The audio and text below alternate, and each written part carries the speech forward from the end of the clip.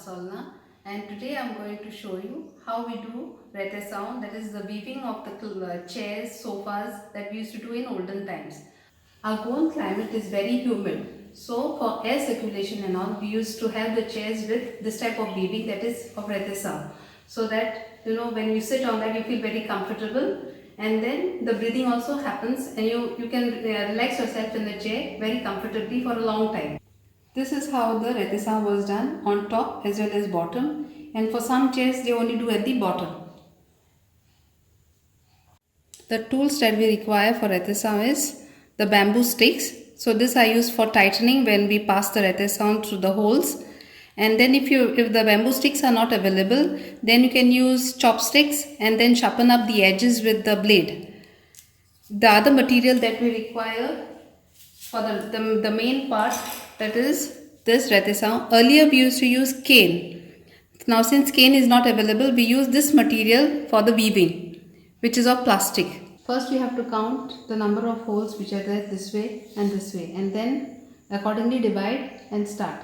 This way there are 22 holes and here there are 18 holes. So from here to here, and then 4 holes will be extra, so that you have to take it from sideways from here before you start from this one. So from here, as you have to take two lines from the side one over here, you have to see where exactly those 2 lines will fit. Accordingly you have to see the straight line, so you can keep like this, and where exactly it falls you can take the estimate. First you have to put the vertical lines, and then you have to go for the horizontal ones. So I just pass in from here and keep a little extra for the knot.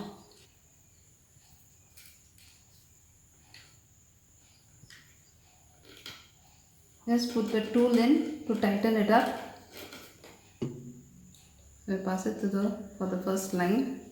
Remove if it has twisted on the sides. Now we are almost finishing with the vertical lines. This is the last strand that I've taken, and then after this we go for the horizontal ones.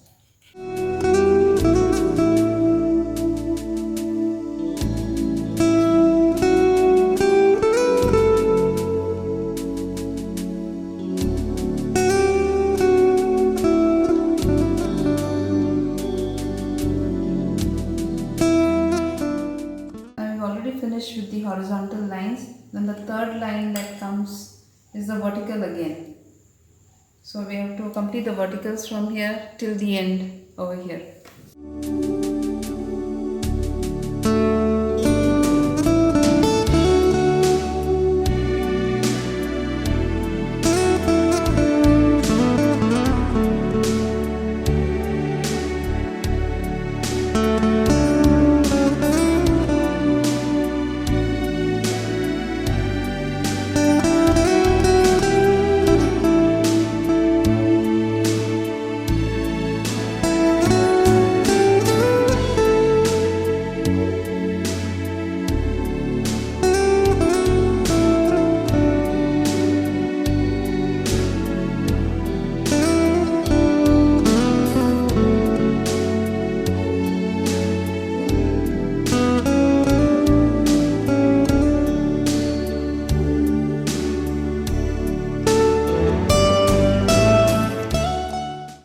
Here, when we go for the fourth line, you can see there are 2 vertical lines over here. The one which is on top, you pass it through that,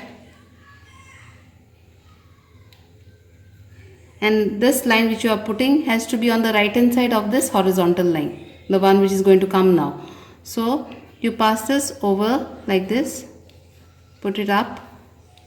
Again the vertical line which is on top, again pass it on top of it, then underneath like this.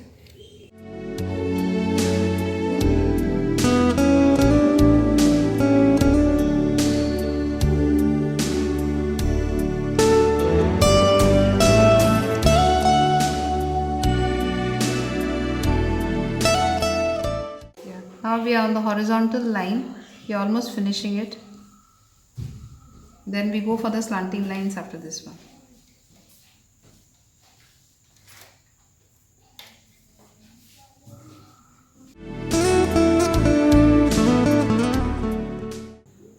Now you can see this is the horizontal and the vertical line. The horizontal line is little up here. So you go underneath, and on the vertical line you come on top of that.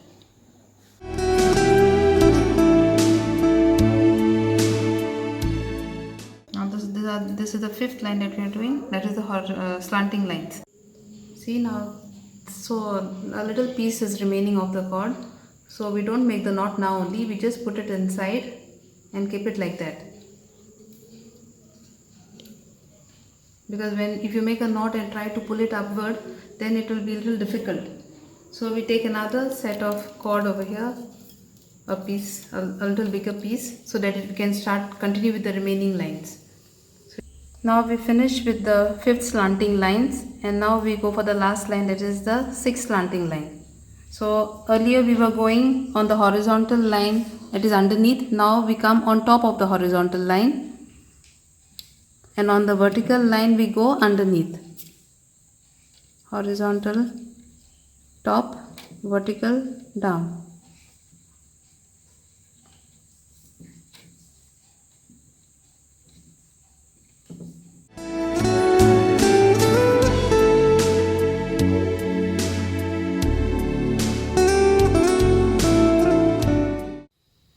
Now this is the sixth slanting line that I had started.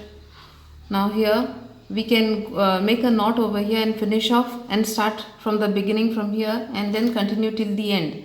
Now since my cord was remaining, I put it up over here and I start from the middle only. I took it up and down over here, and then I'll try to finish up from one side over here, and then I'll start again from this end and try to finish here.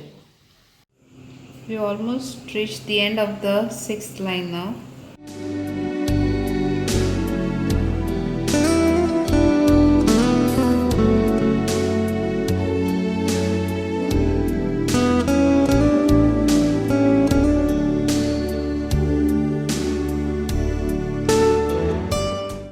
Now we are finished with the slanting lines. Now we will go for the decorative borders that are there, straight, like these two lines and then vertical two lines. So before that we'll have to count how many lines are there totally, so that we can get the border in the right place. So when you're doing the design, you can see these vertical lines over here. So this goes on one, it goes up, and then on the other it goes down underneath. So again up. So skipping one you have to do. We finished with the horizontal design, and now we are going to do the vertical design over here. One over here and one over here. Count it properly, how many are there, how many blocks are there, and accordingly divide. So in mine, we are coming on the 7th and 8th block over here. We've almost finished with the middle design, that is the vertical and the horizontal lines. Now we will have to cover up this hole. So we are going to put a border for it. So you can take the same cord, or otherwise you can take a little broader one. So you can take the measurement, how much you will need, like this.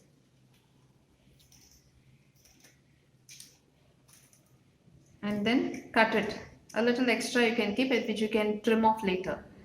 After this, when you come on the borders over here, you can just, to get the proper angle, you can just press it up like this to get the proper corner. And then you can make hooks like this from the cord of the earlier one and keep.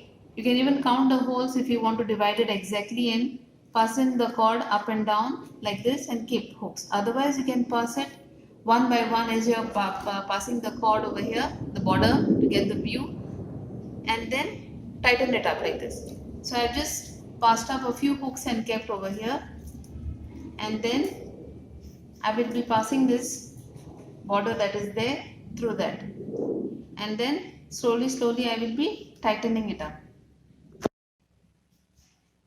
We almost finished with the border now. This is how it will look like after the border is done. And then you can wind up by making the knot below. Hope you like the video, and expecting you to learn from it and keep our tradition alive.